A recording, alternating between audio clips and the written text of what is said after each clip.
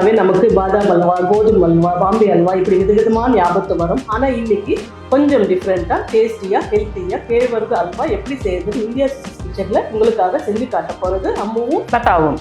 தவறாமல் சேனலை சப்ஸ்கிரைப் பண்ணிவிட்டு பக்கத்தில் இருக்கிற பெல் ஐக்கானை ப்ரெஸ் பண்ணி வச்சுக்கோங்க. முதல்ல நான் கேழ்வரகு வந்து 1 கப் எடுத்துருக்கேன். 250 கிராம் இருக்கு. இது வந்து 8 மணி நேரம் ஊற வச்சிருக்கேன். நீங்களும் 8 மணி நேரம் 10 மணி நேரம் வரைக்கும் இதை ஊற வைக்கணும். ஊற வச்சு வச்சிருக்கேன் தண்ணி வடக்கட்டி. இது வந்து முதல்ல வந்து நல்லா நைஸாக அரைச்சிக்கலாம். 1 கப் தண்ணி ஊற்றி முதல்ல அரைக்க போகிறேன். ஃபர்ஸ்ட் பால் எடுக்கிறதுக்கு இது முதல்ல அரைச்சிக்கலாம். 2 ஏலக்காய், 1 கப்பு ராகி, 1 கப்பு தண்ணி இதை ஊற்றிட்டு நைஸாக அரைச்சி எடுத்துகிட்டு வரலாம். ஆமாம், இதை அரைச்சிட்டு வந்துட்டேன். இது எப்படி வடிகட்டணும்னு சொல்ல. இது வந்து துணியில் கூட வடிகட்டலாங்க. ஆனால் அதை திப்பியெல்லாம் அடிச்சுட்டு நம்மளுக்கு அந்த புழியது வந்து கஷ்டம், அவ்வளோவா பால் இறங்காது. அதனால வந்து நான் இந்த மாதிரி கொஞ்சம் பெரிய கல் இருக்கிறதுல வடிகட்ட போகிறேன். இதை வடிகட்டிட்டு திருப்பியும் இன்னொரு கப்பு தண்ணியை ஊற்றி திருப்பியும் இன்னொரு தடவை அடிக்கணும். அதையும் இதில் ஃபஸ்ட் டைம் வடிகட்டிக்கலாம்.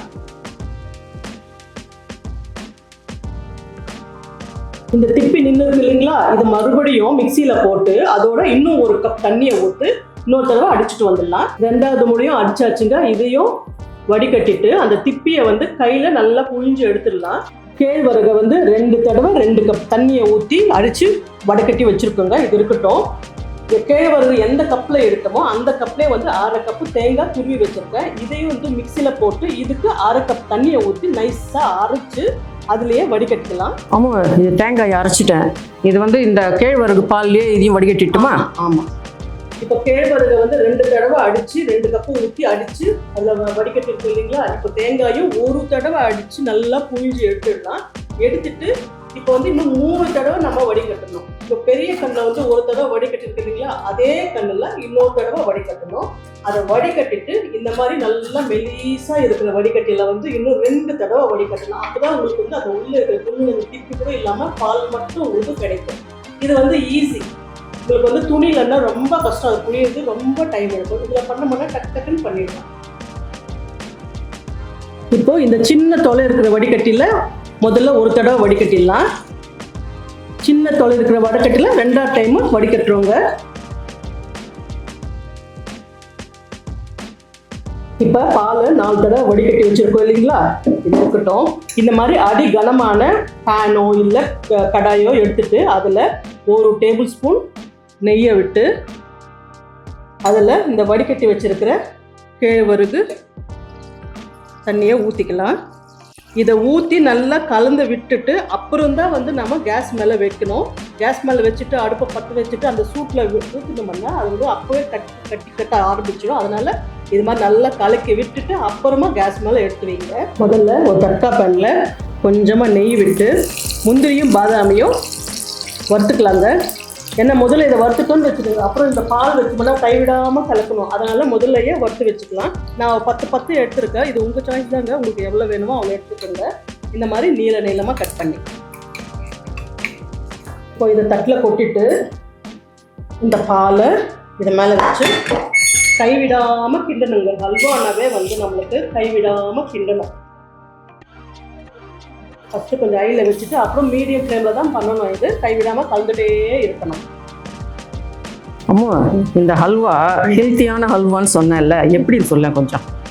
நாம் கேழ்வரகு தான் யூஸ் பண்ணியிருக்கோம்.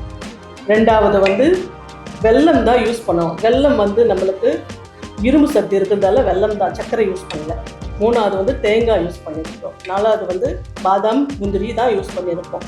அப்புறம் நெய் வந்து கொஞ்சமாவது வேணும் குட் கொலஸ்ட்ராலுக்கு. ஸோ இருக்கிற ஸ்வீட்ஸோட கம்பேர் பண்ணால் இது நம்மளுக்கு கொஞ்சம் ஹெல்த்தி தான். சரி, கேழ்வரகுல என்ன இருக்குன்னு சொல்லலையே, கால்சியம் இருக்குல்ல. இதெல்லாம் கேட்கக்கூடாது லைனாக.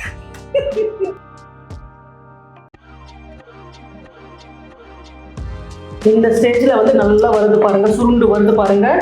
இந்த டைமில் வந்து 1 கப்பு பொடி வெல்லம் போட்டிருக்கேன். பொடி வெல்லம் போட்டுக்கலாம்.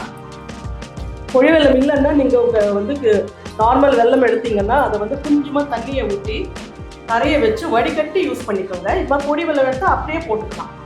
இந்த மாதிரி கைவிடாமல் கலந்துகிட்டே இருக்கணுங்க. அப்போ தான் உங்களுக்கு கட்டி இல்லாமல் நல்லா சுருண்டு வரும். 1/2 கப்பு நெய் ஊற்றிருக்குங்க. நெய் வந்து உங்கள் சாய்ஸ் தான், ஆனால் அல்வாவுக்கு வந்து கொஞ்சம் நெய் இருந்தால் தான் நல்லா இருக்கும்.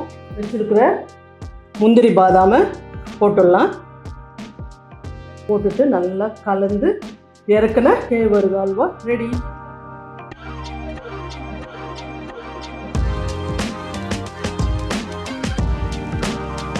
பாருங்க, வாயில் வச்ச கரையிற மாதிரி கேழ்வரகு அல்வா ரெடி ஆகிடுச்சு. இதை ஃப்ரிட்ஜில் வச்சுட்டு 2-3 நாள் யூஸ் பண்ணலாம். நம்ம ஃப்ரிட்ஜில் வச்சு அது எப்படினாலும் கெட்டி ஆகிடும். நீங்கள் வந்து அது அவன்லேயோ இல்லை இட்லி குக்கர்லையோ வச்சிங்கன்னா சாஃப்ட் ஆகிடும், டேஸ்ட்டும் நல்லாயிருக்கும். அந்த மாதிரி யூஸ் பண்ணிக்கலாம். இந்த வீடியோ உங்களுக்கு பிடிச்சிருந்ததுன்னா லைக் பண்ணுங்கள், ஷேர் பண்ணுங்கள். இதே மாதிரி இன்னொரு ரெசிபியோட அடுத்த வீடியோவில் பார்க்கலாம். நன்றி.